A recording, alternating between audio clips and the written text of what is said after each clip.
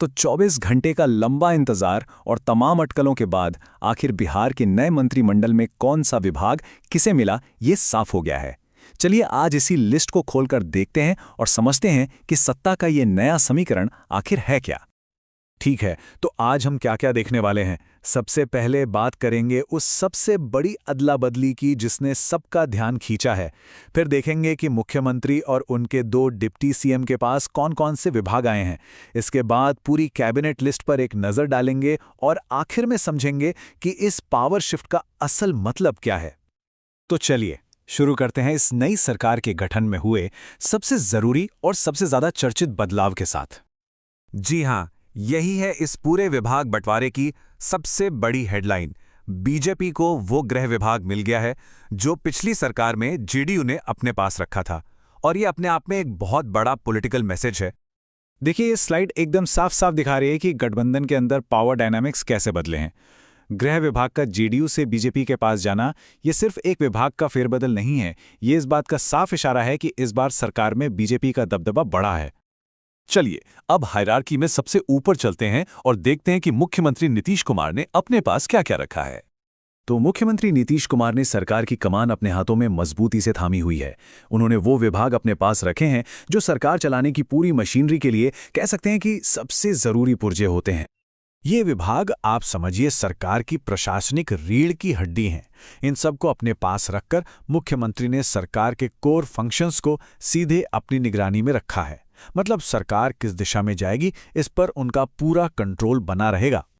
अच्छा, अब बात करते हैं 2 डिप्टी सीएम की और उनकी नई और महत्वपूर्ण जिम्मेदारियों की।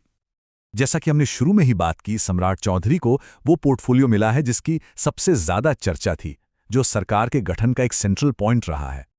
तो अब सम्राट चौधरी राज्य के नए गृह मंत्री हैं। ये सिर्फ एक पद नहीं है, ये इस बात का प्रतीक है कि इस बार गठबंधन में बीजेपी की आवाज कितनी बुलंद हो गई है। अब आते हैं दूसरे डिप्टी सीएम विजय कुमार सिन्हा पर।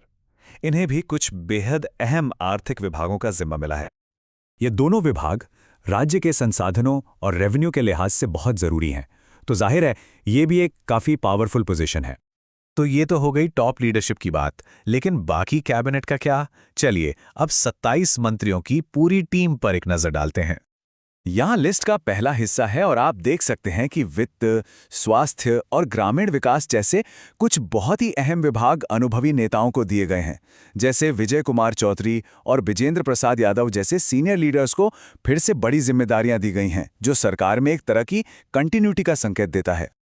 और ये रहे कैबिनेट के बाकी सदस्य जो राज्य के शासन के लगभग हर पहलू को कवर करते हैं।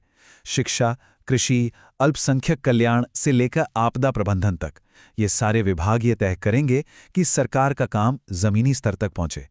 वाकई में एक डाइवर्स टीम है जिसे बिहार की अलग अलग चुनौतियों का सामना करने का काम सौंपा गया है।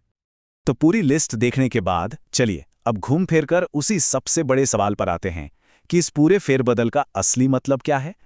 और ये स्लाइड आप कह सकते हैं इस नए पावर इक्वेशन का पूरा सार बताती है। ये सिर्फ एक एडमिनिस्ट्रेटिव फेरबदल नहीं बल्कि एक साफ साफ पॉलिटिकल स्टेटमेंट है। ये दिखाता है कि इस बार के गठबंधन में बीजेपी की भूमिका पहले से कहीं ज्यादा प्रभावशाली है। तो आखिर में ये हमें सबसे बड़े सवाल के साथ छोड़ जाता है कि ये बदला हुआ नेतृत्व और शक्ति का संतुलन बिहार को आगे किस दिशा में ले जाएगा। प्रशासन और राजनीति के बीच ये नया तालमेल बिहार के लिए क्या लेकर आता है, ये देखना वाकई दिलचस्प होगा।